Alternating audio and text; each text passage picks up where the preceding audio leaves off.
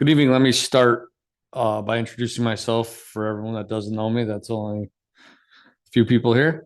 My name is Steve Heisman. I'm the project manager for HNTB. We're supporting the Connecticut Department of Transportation for Project 131214, which is the replacement of three bridges um, over I-84 in the town of Southington. This project is going to utilize the design, build, delivery method. And the three built bridges we're here to discuss are Bridge 1241, Jude Lane over 84, Bridge 1242, West Street over I-84, and Curtis Street over I-84. Before we get into details of the project, I'd like to just give a brief overview of what we're going to discuss on the agenda here this evening. We'll begin with a few housekeeping items, including the utilization of Zoom closed captions for those that are online, and an overview of the Title VI information. Following that, we'll give an explanation of how to ask questions this evening and introduce the project team. We will then cover the purpose and need for the project, reviewing the proposed concept.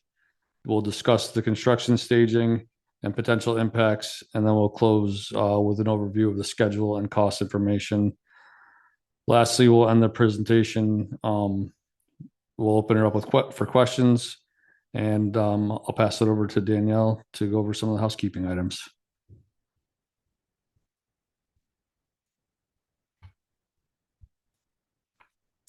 Good evening.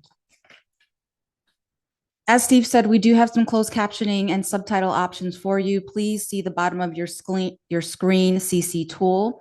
Please select the language, English, and then there will be a drop down and you can select the language that you would like during this meeting. That is to the bottom of your screen to the right pane. For YouTube, you can do the same thing as far as selecting closed captioning, including non-English translation options are also available on YouTube after this event. Title VI, your civil rights. No person shall, on the basis of race, color, or national origin, be excluded from participation or subject to discrimination in the development of this project. There are tools there for you and helpful links if you would like to learn more about your civil rights. I'll leave this slide up so you can view this. This is Connecticut Department of Transportation Title VI notice to the public.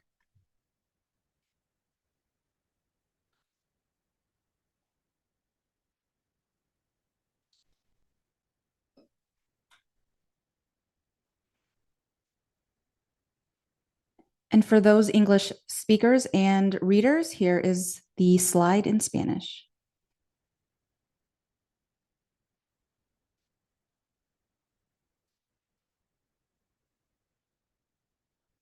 Moving on to the next slide.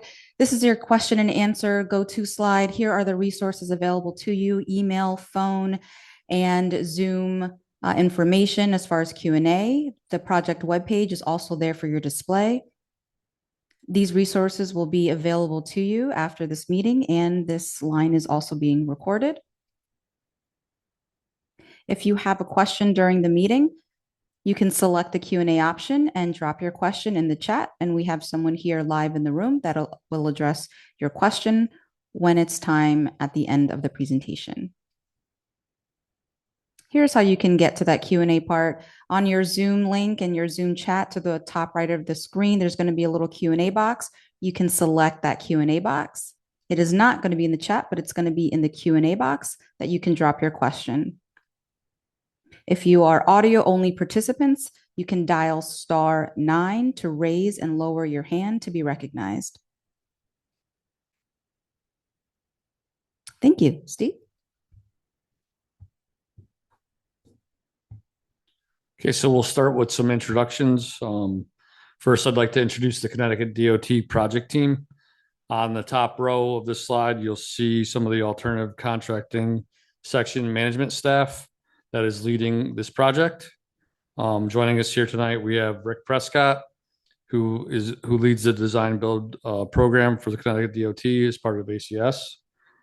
We have Kathleen Erickson supporting from the Office of Right-of-Way. And also joining online, we have Curtis Wheatley, who is Connecticut DOT's project manager for the project. This team will work with us. We'll work with this team to continue to oversee the project through procurement, design, and construction. Next, I'd like to go over our HNTB project team. We support Connecticut DOT to develop technical requirements and support the project through construction completion. With us tonight, we have Jody, our deputy project manager. She supports the Connecticut DOT Alternative Contracting Program. Direct HNTB leads for the project include Ryan, who's our deputy project manager for this project, Elizabeth, who is our highway design lead, Raymond, who leads environmental and permitting, and Danielle, our public involvement lead. We appreciate the opportunity to work alongside with Connecticut DOT and the town, and we look forward to continuing coordination with all stakeholders. Before we move on, I'd like to recognize the town of Southington partners and representatives from some of the departments that are here this evening. We want to thank them for their continued support and their continued coordination throughout the project. Their continued collaboration will be important while we move this effort forward. So you may be asking, what is design build? Design build is an alternative project delivery method that is different from the traditional design bid build method. For design bid build, project design is completed first and construction is bid later and awarded to the lowest bidder. Under design build, Connecticut DOT provides a base technical concept, or a BTC. The BTC defines the overall project requirements, project goals, and the standards that must be met before selecting a design build team. The design build team is a single team made up of both contractor and the designer, who are selected using the best value process. The selection process is based on qualifications, technical approach, and price, not just the lowest bid. Once selected, the team completes the final design and they will construct the project based on that accepted design. This approach can improve coordination and help manage risks of the project more effectively. So how is design build different from design bid build? The top graphic here represents a traditional design bid build process. And you will see here that process is very linear. Each step happens one after another, which ultimately extends the overall schedule. At the bottom is design build, where during the procurement phase, CTDOT prepares an initial design known as the BTC, or base technical concept, and defines the project requirements. Once a team is selected, they will begin design completion. At the same time, they will begin on pre-approved design elements while the remaining design work is being finalized. So what does this mean to the Southington community? Often this results in an overall shorter project timeline, and CTDOT is going to continue to provide full oversight for the project. We'll now pass it off to Ryan to get more into the project specifics.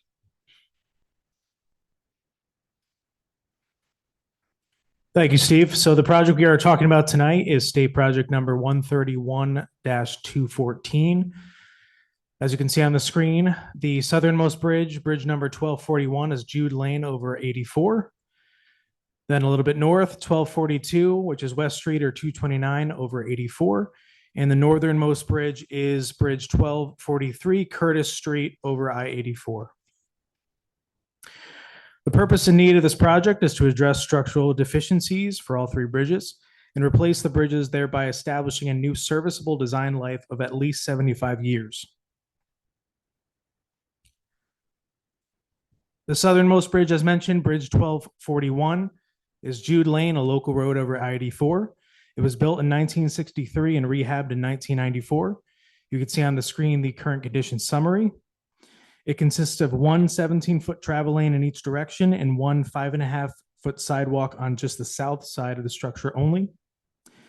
Based on the inspection report summary, there are potholes cracking in the deck and overhang, rusted fence, substandard cable guide rail, exposed and rusted rebar, and it's approaching the end of its serviceable design life. There are also site distance and profile issues as well. We are aware that this bridge is a memorial bridge, and we will coordinate with the town to make sure signage is maintained in its current state.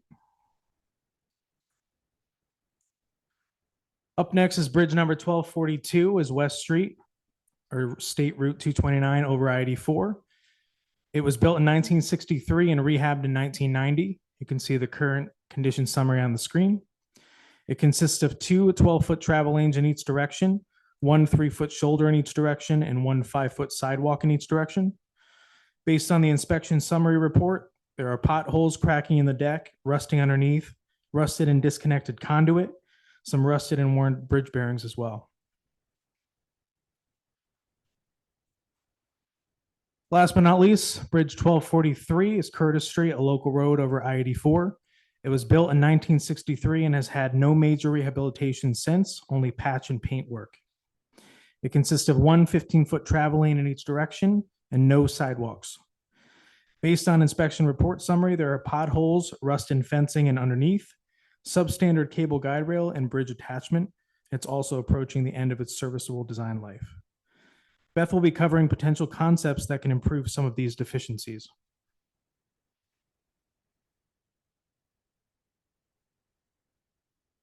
Thank you, Ryan. As Steve explained a moment ago, this project is design build.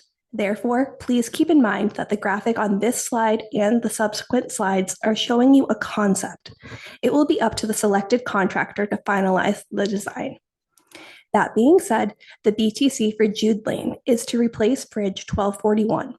The bridge will correct the deficient minimum vertical clearance over I-84 and will improve the sight distance at the driveway of the golf driving range.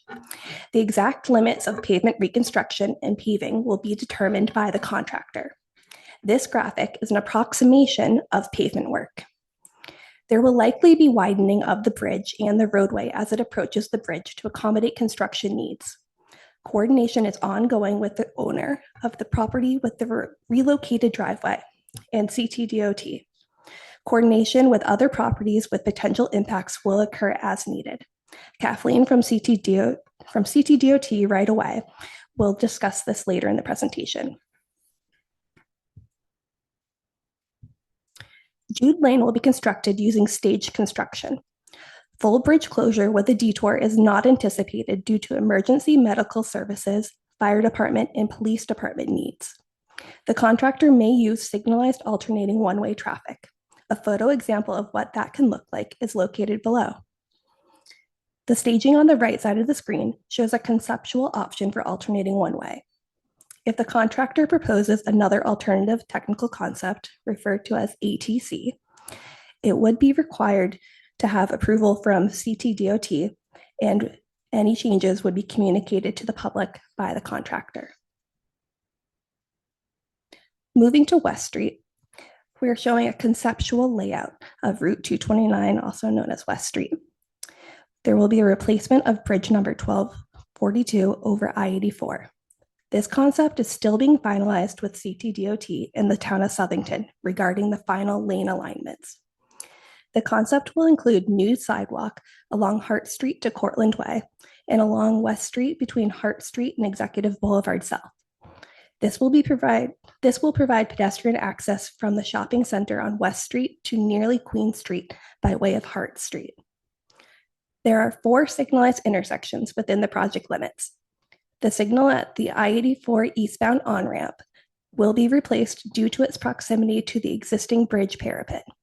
The other signals will be modified and may be replaced pending the ongoing coordination with CTDOT for the final lane alignment. Coordination is ongoing with state project number 131209, which is for the rehabilitation and safety improvements on I-84 eastbound.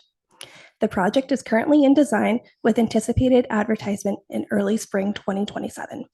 The design build contractor will be required to coordinate with this project as well.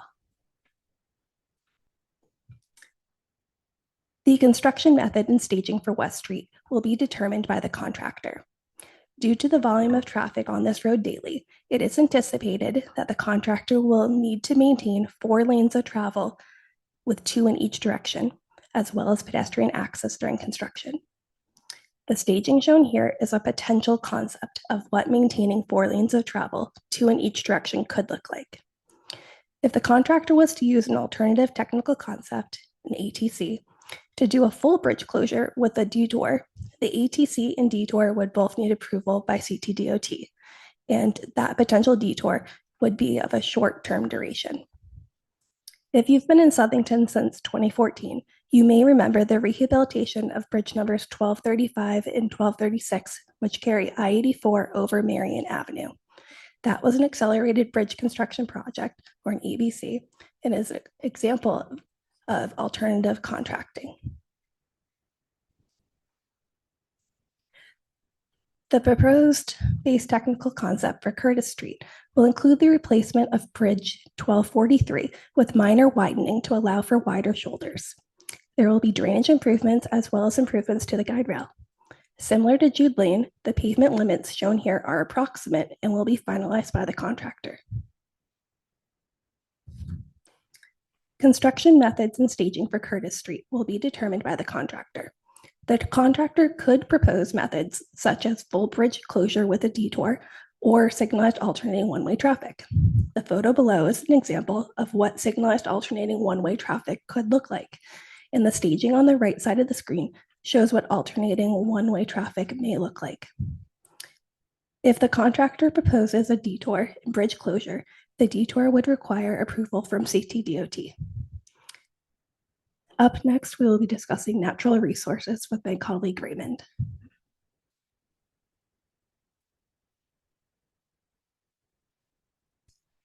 Thank you. For the project, early coordination with the United States Fish and Wildlife Department identified the potential presence of the proposed endangered tricolored bat. Qualified scientists went to each bridge and provided evidence that there is no, or indicated that there is no evidence for the presence of the identified species. Consultation with the United States Fish and Wildlife Service has been completed, and there is no a determination of not likely to adversely affect the proposed endangered species. Regulated resources were identified near bridge numbers 1241 Jude Lane over I-84 and 1242 West Street over I-84. Minor temporary and permanent impacts may occur. However, exact areas are currently unknown. All bridges are exempt from National Register of Historic Places considerations. The former Farmington Canal, a NRHP linear district, is located near Jude Lane to the southeast. No impacts are proposed to this linear district. Coordination with the Tribal Historic Preservation Office is ongoing. No adverse effect is anticipated. And next we will discuss utilities. So up next, like Raymond mentioned, utilities in the area. Attached to all 3 bridges include telecommunications such as GoNet, Speed, Frontier, and Crown Castle Fiber. On Jude Lane, there is a 6-inch Eversource gas main. Attached to both the West Street and Curtis Street bridges, there is a 12-inch Southington Water Department main that will be replaced. Utility pole relocations include Eversource Electric and Frontier Communications. There are stormwater drainage improvements at all locations. We plan to maintain service in accordance with the utility company requirements. Up next with rights of way. At Jude Lane and Curtis Street, we're anticipating potential impacts for roadway reconstruction, driveway reconstruction, slope grading, and drainage reconstruction. And at West Street, Route 229, there are no temporary or permanent impacts anticipated. Initial correspondence has been sent to all abutting property owners. I'd like to welcome up Kathleen Erickson with DOT right away at this time.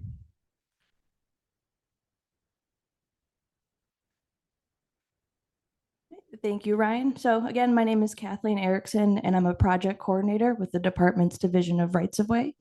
Our office is responsible for acquiring property rights that are needed for transportation projects all throughout the state. So I'll be giving you a brief overview of what the acquisition process looks like. Before I get further into that, I do want to mention that the property impacts for this project are still being finalized. so they could change as the design is progressing. Also, any property rights that are acquired are done so in accordance with Connecticut General Statutes, Sections 13A-73 and 13A-98E, as well as the Uniform Act. So the right-of-way acquisition process begins once the project reaches a development milestone and all of the property impacts have been determined. At that point, each affected property owner will receive from our office a formal letter of intent to acquire, as well as a property map depicting the exact property rights to be acquired. You can see on the screen here just a sample of what the property maps look like. Next, our office will determine the fair market value of those property rights, which will be used to create an offer of just compensation. The property owner will receive the offer in writing, and a right-of-way agent will be available to meet with them to discuss the project, their specific property impacts, and the offer itself. The property owner will be given a reasonable amount of time to consider the state's offer and to enter into negotiations. And then once an agreement has been reached, the department will prepare all the necessary documents in order to record the deed and the property map on the town land records. Now, if an agreement cannot be reached, in order to maintain the project schedule, the department may acquire the necessary property rights through its power of eminent domain. If that were to happen, the state would file a notice of condemnation with the Superior Court, along with a monetary deposit in the amount of the state's offer. The property owner would then have 6 months to file an appeal if they felt the state's offer was inadequate. Now, whether or not the owner chooses to appeal, the money that's deposited in the court is available to be withdrawn by the property owner at any time. It is important to note, too, the state will only be acquiring property rights that are necessary for the project. But if there are any questions regarding the right-of-way acquisition process, I'm happy to answer them during the Q&A portion of tonight's meeting. But for now, I'm going to turn it back over to Steve to continue on.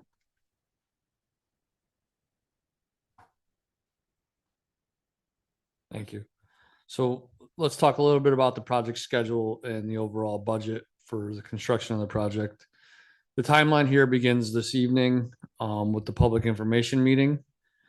In February of 2027, we will release the request for proposals to the design build teams that have been shortlisted through the qualification process. Excuse me. Contract award is anticipated for November of 2027, and about a month later, the notice to proceed will be issued to the awarded team.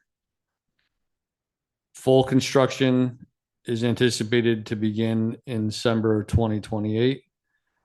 Between the time from NTP and full construction, the design build team will finalize their design, coordinate with utility relocations, and begin those pre-approved early construction activities.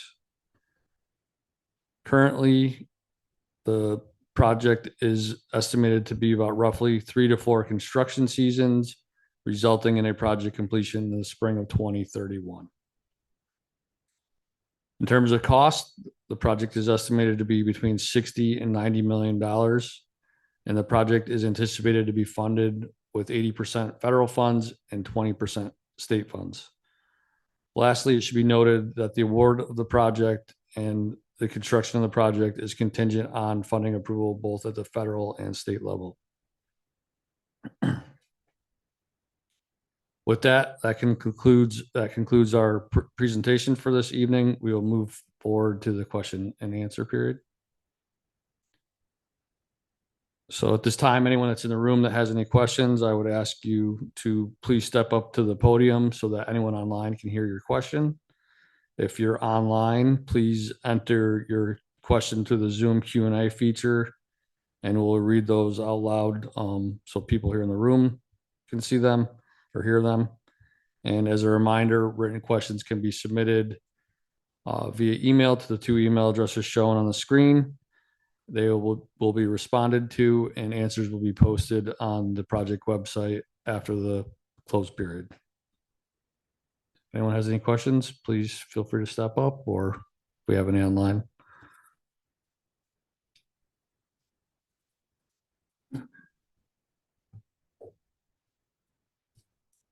Hi, I'm Christine Gorman with Parsons Transportation Group, and I was curious with the funding, with the 80% federal, 20% state, is it already funded?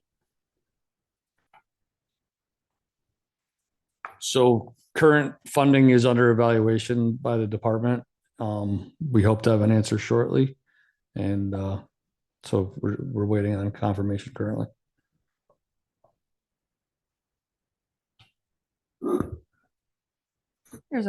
There's a question online from Shannon Burnham. Will construction of the bridges be spaced out so all three bridges are not under construction simultaneously? So currently, we're still evaluating the traffic impacts between all three bridges being constructed currently. The analysis will dictate whether staging impact from one structure will impact another structure. So right now, we're not 100% sure, but we are evaluating that, and we'll have an answer hopefully prior to the close of Q&A.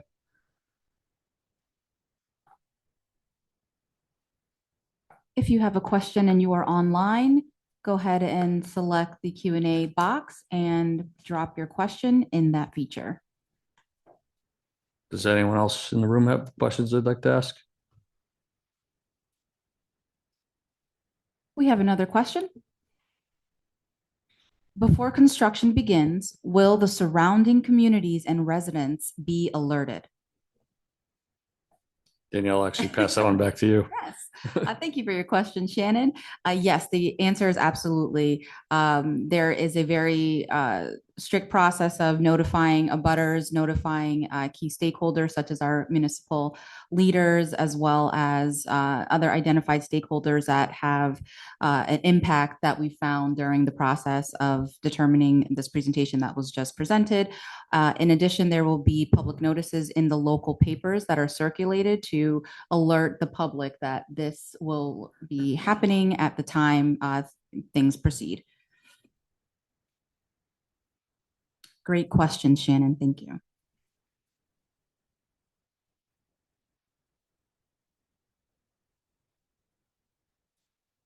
Another question, is overnight construction expected to occur?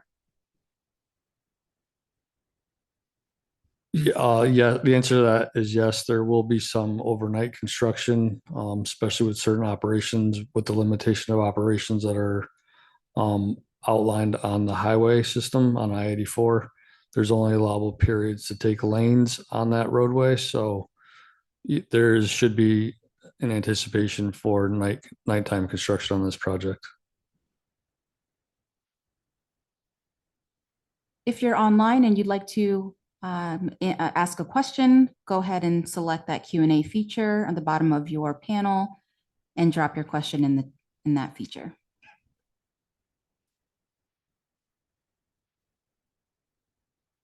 Okay, with that, we'll conclude our presentation for this evening.